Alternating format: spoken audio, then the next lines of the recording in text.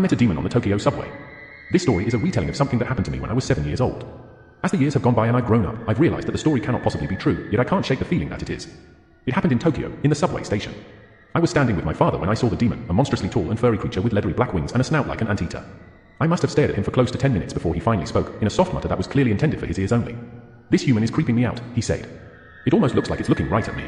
"I am looking right at you," I said. The demon nearly jumped out of his skin. "You can see me?" he asked. "Yes." "Can't everybody?" "Not unless they're in the 5th dimension." "Am I in the 5th dimension?" I asked. "Your mind must have slipped over here by mistake. What were you thinking about before you saw me?" I thought for a moment, and then grinned. "Trains." "Oh, well, trains are the link between our dimensions. I guess your mind must have just wandered over here. Either that or you're going crazy." "I hope I'm not going crazy," I said. "Being crazy is a good thing in the 5th dimension," the demon replied. I laughed. "Do you have subway lines in the 5th dimension?" I asked. "Of course," he said. "How else would we get to work?" "You've got wings." I said. "Yes, but who wants to fly? Taking the train is so much faster, and if I fly to work I'm all sweaty when I get there. So what do you use your wings for?" I asked. "I put them over my head when it rains." "Can I see?" I asked. "Sure," the demon said. My hair blew back as he swooped his enormous wings over his head. I laughed again. "You're funny," I said. The demon laughed too, but then his expression changed. "Are you okay?" I asked. "You seem sad." Yes, the demon replied, not looking at me but at something behind me.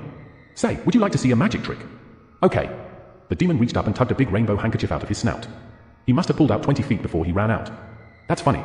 I laughed, but I stopped when I realized I wasn't holding my dad's hand anymore. I looked around and saw the subway station had disappeared, replaced by flowing green meadows that were full of old trains. "I can't see the subway station anymore," I said. "That's okay," said the demon. "Sometimes it's better to see what isn't there instead of what is." "What do you mean?" "Sometimes when I'm bored or sad, my mind slips off to the 3rd dimension, and I see people like you." "That's funny," I laughed. "Can you go to other dimensions, too?" But the demon didn't answer, he was looking up at the sky. "It's starting to rain," he said, whooshing his wings up over his head. Warm droplets of rain hit my face. "Can I get under your wings with you?" I asked. "Not now," he replied. "You've got to go home." The world began to shimmer and flow together like different shades of green and golden paint, spinning around faster and faster in circles. I started to feel a little sick, and I closed my eyes. The world stopped spinning, but warm droplets of water still fell on my face. I opened my eyes and saw my mom crying over me, but I didn't see my dad. "Where's Dad?" I asked her. "Did he bring me home?" "Yes, darling," she said, although she didn't look at me when she said it. "He brought you home and then he had to go away." "Oh," I replied. "When will he be back?" "I don't know," she said. My dad never did come back, and it was years before I found out the truth. He had killed himself that day. That morning he had written a note to my mother explaining that he intended to bring me along and step in front of the train with me.